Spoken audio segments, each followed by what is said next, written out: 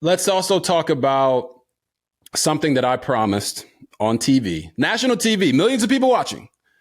I said that if Rob Gronkowski did not come out of retirement last year, I was going to jump into the Hudson River in New York. I have not jumped into the Hudson River yet. I don't think ESPN will allow me, but I would love to do something with you for charity wise, make it a little bit of a spectacle to go out there and do that, because you did let me down there. I thought for sure, because of your relationship with Tom Brady, that you would come out of retirement near the playoff time and kind of help give him his security blanket back. Because I'm going to tell you this right now, and I've said it before, I don't think that Tom Brady is the greatest of all time without you. You single-handedly gave him opportunities as a thrower down the field to have that comfortability. And of course, you had an amazing NFL career, but I don't think that he wins as many Super Bowls or is considered the greatest of all time if it wasn't for Rob Gronkowski. I stand 10 toes down on that. I mean, if you ask Tom Brady himself, he's going to say that, his teammates have helped him make him, the greatest player of all time. Also, his coaches have helped him make him, him the greatest player of all time. But at the same time, I wouldn't have the championships without Tom Brady either. And Tom Brady, I love what you're saying. I definitely helped him out. Same with Julian Edelman. Same with Deion Branch. Same with Randy Moss. Same with Danny Amendola. We've all helped him out. Mm-hmm. We're all catching passes from him. What our success is his success. No His doubt. Success is our success. But I would say the way I saw him work, the way that I saw him approach meetings every single day, the way that I saw him approach the field, he is the greatest of all time because of the way that he went about his business. Yes, we helped him out, but I believe even without me, he would still be the greatest player of all time. I would love to say it's because of me 100,000%, but it was because of a collective amount of players around us and the guys he was throwing to. They were all dogs. Julian was a dog. Moss was a dog.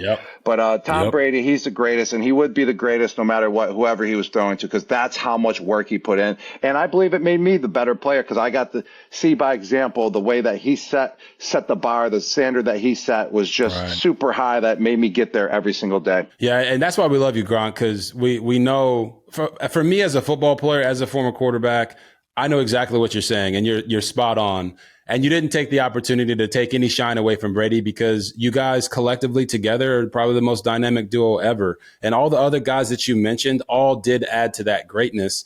But you saw with Brady when he went to Tampa, obviously you went there with him as well, how he invigorated that franchise. And to me, that's a sign of a guy that's just different.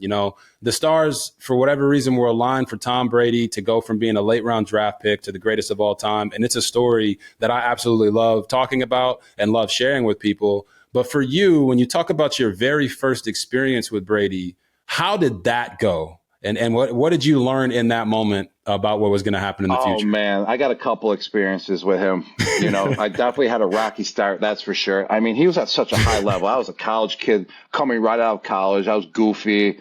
I was silly. I didn't really pay attention. I thought I knew it all, obviously. I'm 20 years old when I got drafted. And the first time I got to meet him, too, was in the locker room. I'm getting my ankles taped, and he walked by.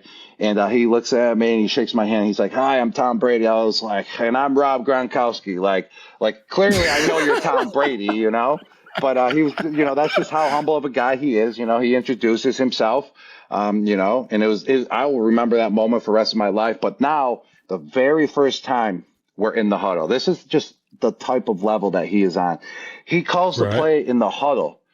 And everyone breaks because I'm a rookie, so all the veterans have been around. They've been hearing the plays, and he calls the play, and he called it so fast and with so much confidence.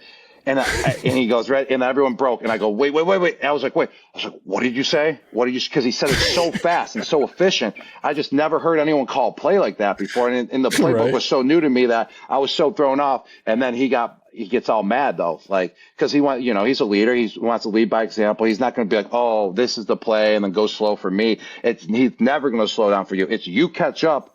You get on that train, or guess what? You're going to get ran over by that train, or you're going to get thrown off the train. That's how it goes. So then, boom, he told me it again. I was like, "What did you say?" And then he told me it again. I was like, "All right, I got you. I finally put it together. And then from there, I was like, "All right, I got to be high alert every single time I step on that field with Tom Brady. Yeah. 100%. Yeah, I think that is really something that I've heard before, just from all the greats, whether it's the Tom Bradys, the Peyton Mannings, the Drew Brees. They're not going to adjust their level to accommodate someone who's trying to really make it. They're going to make you raise your level, and I think that raises the level of the rest of the team. And you talk about, Brady on the field, but I feel like you and Tom off the field were probably closer than any other teammates that he had. So how does he differ off the field than he is on the field? He differs in some ways, but in some other ways, he's the same. He's very competitive no matter what he's doing. If he's out on the baseball field, he's trying to hit a home run. He's trying to outthrow you. He's trying to strike you out no matter what he's doing. If you're playing ping pong versus him, he's flipping out if he doesn't get the point. He's screaming at you. He's talking garbage. He's going full out. So his competitive nature is always there on the field or off the field doing something else. But he's a great friend as well, man. He's always there for you. If he has you over for dinner, he's making sure you're taken care of. He's making sure if you sleep over at his house that you got a comfortable bed, you got the sheets, they're all washed for you.